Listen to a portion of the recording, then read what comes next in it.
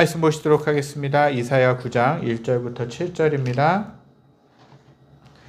이사야서 9장 1절부터 7절 말씀입니다. 제가 가진 성경은 구약 978쪽, 979쪽에 걸쳐서 있습니다. 이사야서 9장 1절부터 7절까지 말씀 보시겠습니다.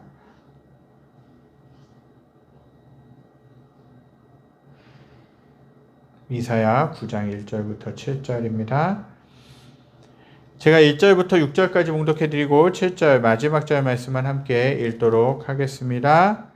전에 고통받던 자들에게는 흑암이 없으리로다. 옛적에는 여호와께서 스불론 땅과 납달리 땅이 멸시를 당하게 하셨더니 후에는 해변길과 요단 저쪽 이방의 갈릴리를 영화롭게 하셨느니라. 흑암에 행하던 백성이 큰 빛을 보고 사망의 그늘진 땅에 거주하던 자에게 빛이 비치도다. 주께서 이 나라를 창성하게 하시며 그 즐거움을 더하게 하셨으므로 추수하는 즐거움과 탈취물을 나눌 때의 즐거움같이 그들이 주 앞에서 즐거워하오니 이는 그들이 무겁게 맨 멍에와 그들의 어깨의 채찍과 그 압제자의 막대기를 주께서 꺾으시되 미디안의 날과 같이 하셨음이니이다. 어지러이 싸우는 군인들의 신과 피 묻은 겉옷이 불의 섭같이 살라지리니 이는 한 아기가 우리에게 낳고 한 아들을 우리에게 주신 바 되었는데 그의 어깨에는 정사를 메었고 그의 이름은 기묘자라 모사라 전능하신 하나님이라 영존하시는 아버지라 평강의 왕이라 할 것임이라. 7절 함께 읽겠습니다. 그 정사와 평강의 너함이 무궁하며 또 다윗의 왕자와 그의 나라에 군림하여 그 나라를 굳게 세우고 지금 이후로 영원히 정의와 공의로 그것을 보존하실 것이라. 만군의 여호와의 열심히 이를 이루시리라. 아멘. 오늘은 12월 첫째 주일이자 대림절 둘째 주일을 맞게 됩니다. 벌써 2022년이 이제 약 한 달로 남지 않게 됐고요. 이제 또 한 달 뒤면 2023년을 맞이하게 되는 이 시점 가운데 있고 또 대림절 둘째 주일을 맞이하는 이 시점에 있습니다. 시간이 참 빨리 간다는 생각을 하게 됩니다. 벌써 2022년의 마지막 달이라고 생각하니까 한 해를 돌아보면서 여러 가지로 참 부족한 부분들도 많이 있었고 또 무엇인가 한 것은 없는 건 아닌가라는 생각 가운데 사로잡힐 때도 있지만 그러나 주님께서 지금까지 인도하셨고 주님께서 지금까지 도와주셨기 때문에 여기까지 온 줄 믿습니다. 주님이 함께 하시지 않았다면 우리가 여기까지 올 수 있었을까를 생각해 보게 되는 것이죠. 대림절 둘째 주일을 맞이하게 되는데 대림절이란 곧 오실 예수님을 기억하며 생각하며 기다리는 절기라는 것이에요. 그 예수님은 2000여 년 전에 이 땅에 오신 것입니다. 왜 이 땅 가운데 2000년 전에 오셔야만 했겠습니까? 저와 여러분들을 사랑하셨고 우리들을 포기하실 수 없었고 우리들을 죄에서 건져주시기 위해서 대신 죽으시기 위해 이 땅 가운데 오신 것입니다. 한마디로 예수님은 이 땅 가운데서 대신 목숨을 주시기 위해서 죽으시기 위해서 십자가에서 죽으시기 위해서 오신 것입니다. 물론 아기 예수님으로 오셨지만 그분이 자라면서 장성하면서 하나님의 일을 이제 마지막 3년 동안은 하나님의 일을 하셨죠. 하나님이 하라고 하신 일들을 하셨는데 결국에 하나님이 하라고 하신 일 중에 절정이 뭐냐? 맨 마지막에 절정이 뭐냐? 그것은 십자가에서 죽으심이었다라는 거예요. 왜 그렇습니까? 저와 여러분들의 그 죄 때문에, 저와 여러분들의 연약함 때문에, 저와 여러분들의 부족함 때문에 그렇게 생명을 주실 수밖에 없었다라는 것이에요. 그러나 그 죽은 것으로 끝난 것이 아니라 그 예수님은 3일 만에 다시 살아나셨다라는 것이죠. 모든 것을 이기신 분이 예수 그리스도이신 줄 믿습니다. 대림절은요, 예수님을 기다리는 절기입니다. 현대 사회의 심리학자 에릭 프롬은 우리 인간을 위로를 바라보며 미래를 바라보며 사는 자들이라고 그렇게 이야기하고 있어요. 94%에 해당하는 많은 사람들이 자신의 인생의 목적은 기다리는 데 있다고 답하였다고 그렇게 이야기를 합니다. 더 좋은 사람을 기다리고 더 좋은 기회를 기다린다는 것이죠. 더 좋은 것을 갖기 위해서 더 좋은 것을 내 손에 얻기 위해서 기다린다라는 것이에요.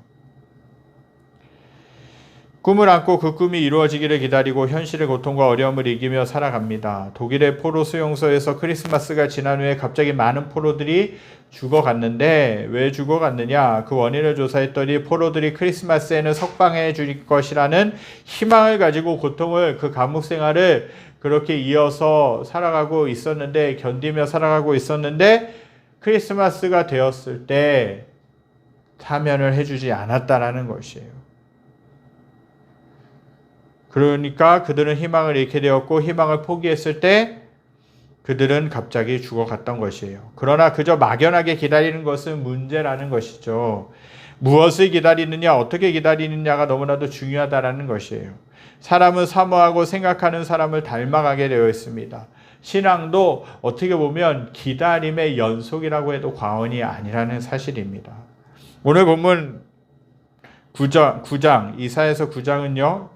어둡고 괴로운 시대에 5가지 이름을 가진 아기의 탄생을 예고하고 있습니다. 즉 그 이름은 뭡니까? 기묘자, 모사, 전능하신 하나님, 영존하시는 아버지, 평강의 왕이시라는 것이에요.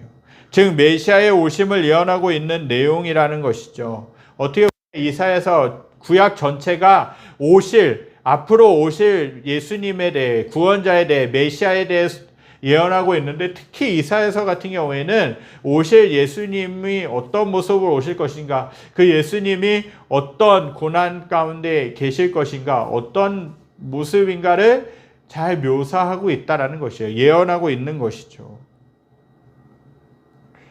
그것이 구체적으로 어떻게 나타나 있는지 우리가 오늘 잠시 살펴보기를 원합니다. 첫째로 메시아이신 예수 그리스도의 오심으로 세상은요 변하여 새롭게 된다라는 예언이 이 오늘 본문 9절에 담겨져 있습니다. 이사야는요 왕족 출신의 선지자였습니다. 그는 주전 650년을 전후로 해서 약 60년 동안 선지자로서 사명을 다한 걸출한 이제 하나님의 종이었다라는 것이에요. 그는 하나님의 백성이 유다와 이스라엘의 국민적인 타락과 죄를 지적하고 그대로 죄악된 삶을 살게 될 때 하나님의 심판을 면할 수 없음을 알려주고 있는 선지자였어요. 그리고 이스라엘과 유다의 국가적 멸망을 극복할 수 있는 소수의 남은 자들의 그룹이 있을 것이고 하나님께서는 그들을 보호하시며 구원하셔서 하나님의 위대하신 구속사역을 위한 도구로 삼으실 것이라고 예언하고 있는 것입니다. 그리고 하나님께서 이스라엘 민족과 세계 모든 민족을 구원하시기 위해 구체적으로 메시아를 보내시며 그가 오실 때는 역사가 바뀌고 캄캄한 암흑 속에서 빛이 쏟아지듯이 소망과 즐거움의 시대가 온다라고 이렇게 말씀하고 있습니다. 그리고 그 일이 한 아이의 출생으로 이루어지고 그 아이의 역할과 모양을 한 폭의 그림을 보듯이 잘 상징적으로 묘사하고 있는 것입니다. 그리고 이사야는 선지자이면서도 뛰어난 시인이었다라는 것이죠. 그래서 이사야서는 대개 시로 기록되어 있어요.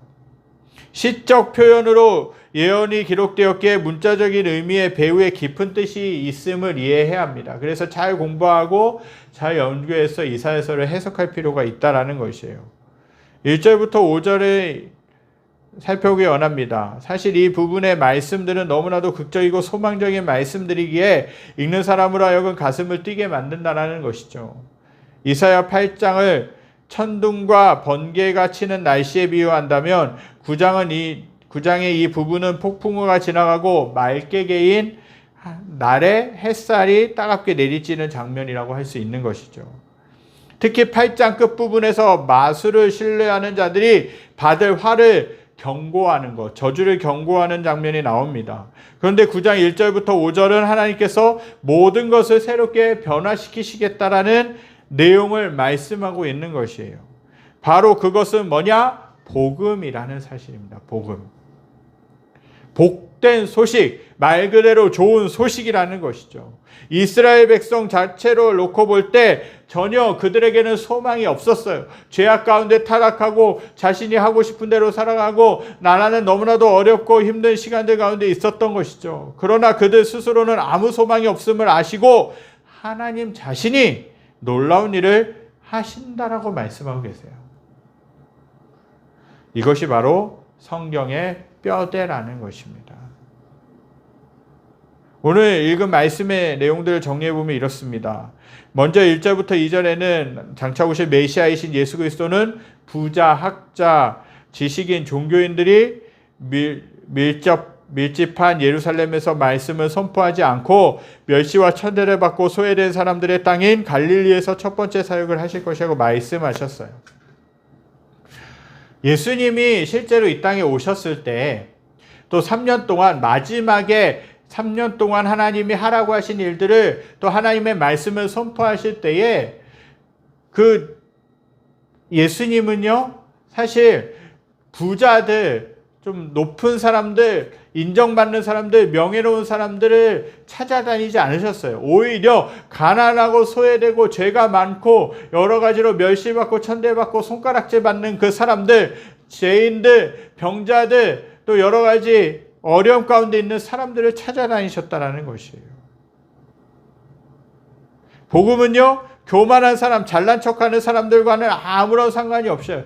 오히려 그런 사람들에게는 복음이 들어갈 틈, 예수 그리스도가 들어갈 틈이 없다라는 것이에요. 메시아는 비록 개인과 가정과 신체적인 어려움, 물질적 어려움으로 고난받고 억눌린 사람들에게 희망이 되어주시고 꿈이 되어주시고 감격이 되어주시는 분이라는 사실입니다. 왜냐하면 메시아가 이 땅에 오시는 이유는 뭐냐? 이러한 사람들에게 빛을 주시고 좋은 소식을 주시기 위함이기 때문에 그래요. 그래서 오히려 겸손한 사람, 정말 나의 자신은 아무런 보잘것이 없다라고 생각하는 사람, 아무런 내세울 것이 없다라고 생각하는 그 사람에게 예수님이 찾아오셔서 그들을 어루만져 주신 것이죠. 당시 지역적 차이와 신분상의 차이, 가진 자와 가지지 못한 자의 차이, 유대인과 이방인의 차이, 민족적인 차이가 극복되지 못한 채 살아가고 있었다는 것이죠. 이스라엘은 선민의식으로 인해 하나님이 택하셨다라는 그런 택하신 민족이라는 그런 자부심을 가지고 그런 정체성을 가지고 선민의식을 가지면서 살아왔어요. 그래서 그 선민의식으로 인해 자신들이 하나님께 택함을 받았다라는 그 선민의식으로 인해 교만해질 대로 교만해져서 혈통을 자랑하고 전통을 자랑하는 사람들이 많았다라는 사실입니다. 그리고 그 그룹에 속하지 못한 사람은 좌절과 낙심 중에 있었습니다. 그러나 메시아의 오심, 곧 하나님께서 약속하신 메시아가 오시는 것은 바로 이러한 문제를 해결해 주시기 위함이었다는 사실입니다. 이사야의 메시지는 오늘 우리에게 여전히 복되고 좋은 소식이라는 사실이에요. 아니, 메시아이신 예수 그리스도 자신이 복음입니다. 우리가 당하고 있는 고통과 고뇌, 또한 불안과 절망과 여러 가지 낙심, 소외감과 좌절, 그리고 우리 마음 가운데 있는 어두움이 예수 그리스도 말미암아 해결되어지고 치유함을 받은 줄 믿습니다. 내가 예수님을 만나면, 내가 예수님을 깊이 만나면 내 마음 가운데 있는 좌절, 내 마음 가운데 있는 절망, 내 마음 가운데 있는 낙심이 극복되어지고 해결되어질 줄 믿습니다. 그분은요, 세상의 빛이십니다. 예수님으로 인해 우리의 모든 문제들이 해결받고 치유받았고요, 밝은 소망을 가지게 될 수 있었다라는 것이에요. 그는요, 어두운 부분을 밝게 비춰주시는 분이십니다. 예수님이 세상에 오셨을 때 죄인과 세리의 친구가 되어주셨어요. 예수님을 따르던 무리는 불구자, 병든 자, 로마 정권의 블랙리스트에 오른 사람들, 세상에서 소망이 없는 사람들이었다라는 사실입니다. 그가 나실 때 왕궁에서는 그를 도리어 죽이려고 했으나 이방의 과학자들인 동방의 박사들이 그를 찾아와서 경배했고, 들에서 양을 치던 목자들이 이 놀라운 소식을 들었고 예수님은 말구유에서 태어나셨다라는 거예요.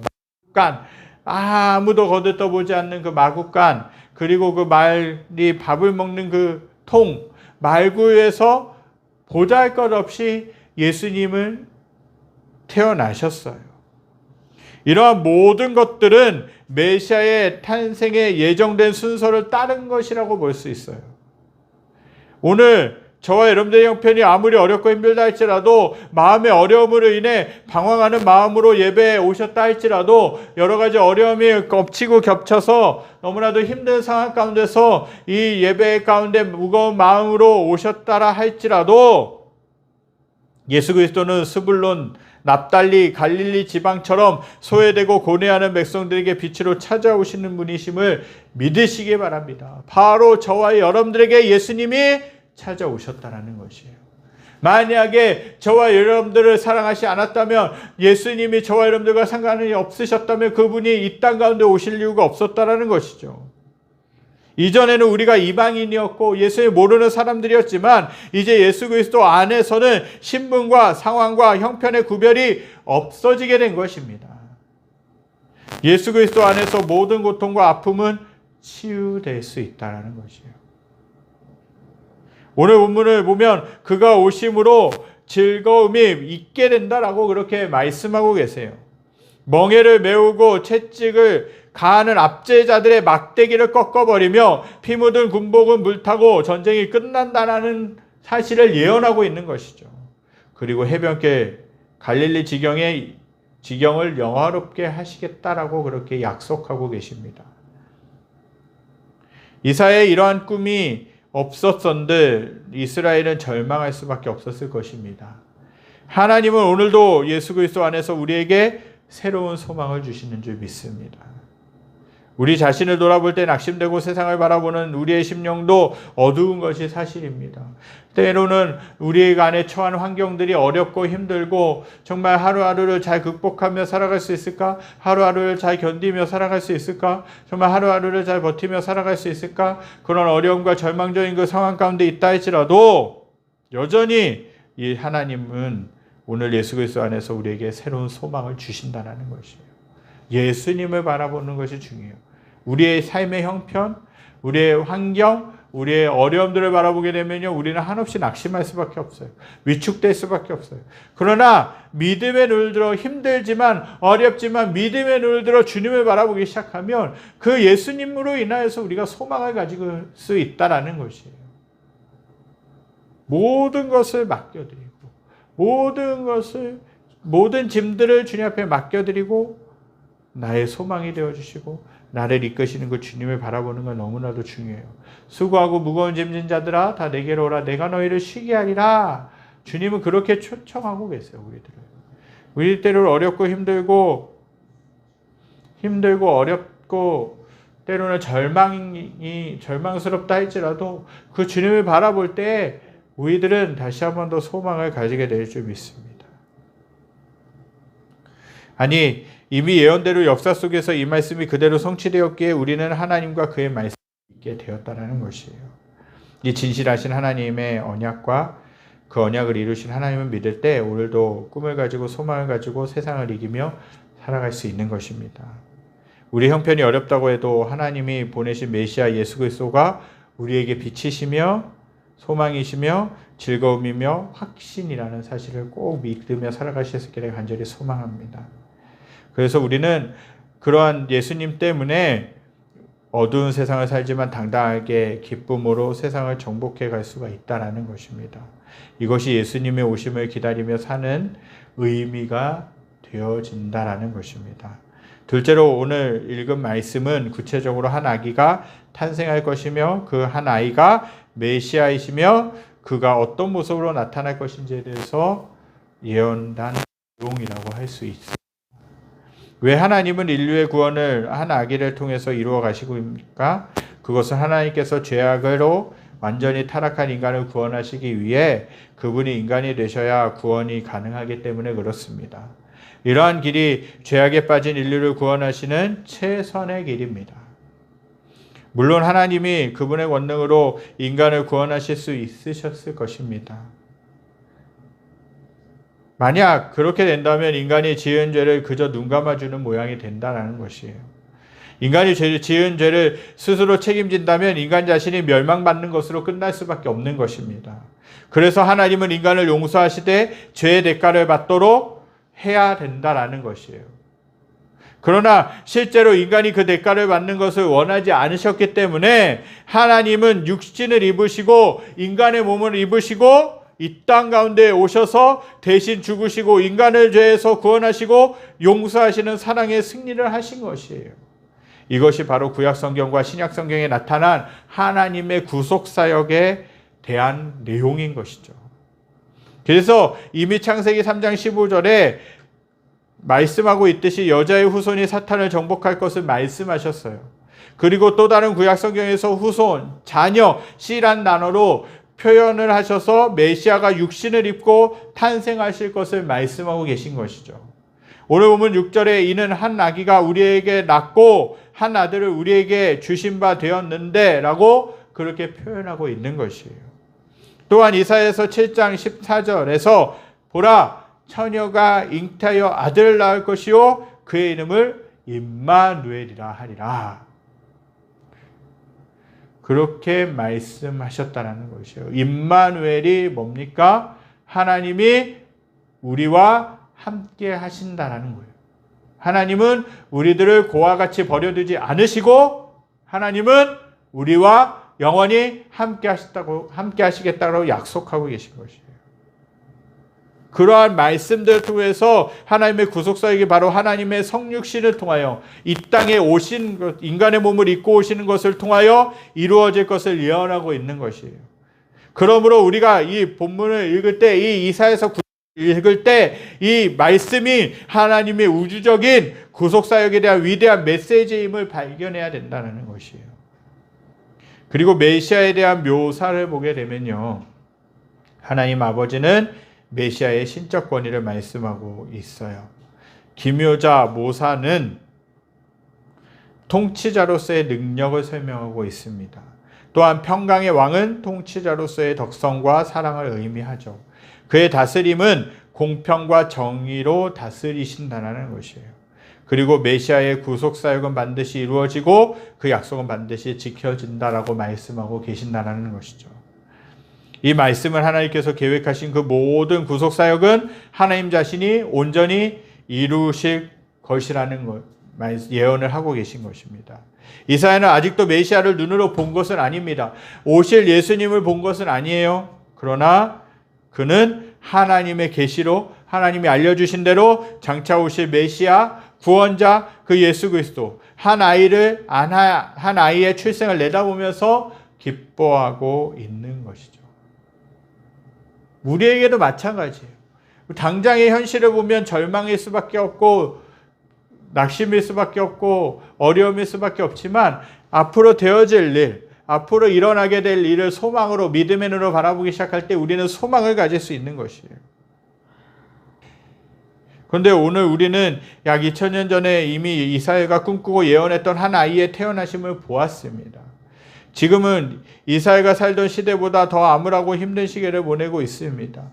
여러 가지 어려움으로 인해, 경제적인 불황으로 인해, 코로나 시기를 지나면서 여러 가지 어려움들로 인해, 경제적인 불황으로 인해 여러 가지 전쟁과 기근과 삶의 어려움으로 인해서 힘든 가운데, 고통 가운데 있습니다.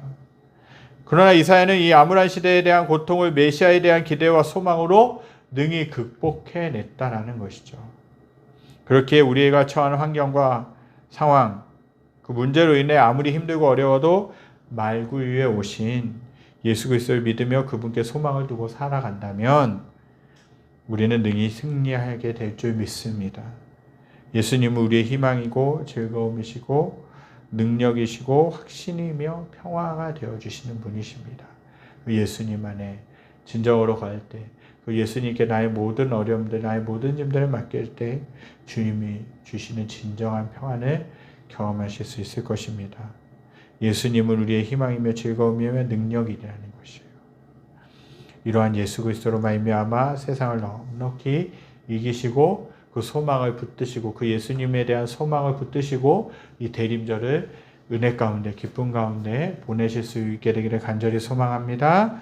우리 이 시간 말씀을 기억하고 찬양드리기 원합니다. 평강의 왕이요 찬양드릴 수 있게 되기 원합니다. 그분이 자비의 하나님이시고요 만군의 주님이십니다. 또 다시 오실 영원하신 왕이라고 주님은 말씀하고 계십니다. 우리 그 주님께 찬양드리겠습니다.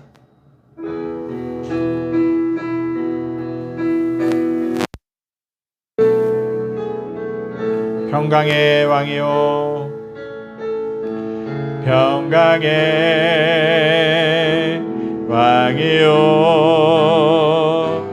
자비의 하나님 만군의 주시오 다시 오실 영원하신 왕 주를 찬양 주님을 찬양 온 땅 위에 높으신 주를 모든 만물 찬양 주를 찬양 주님을 찬양 나의 여호와께 찬양 평강의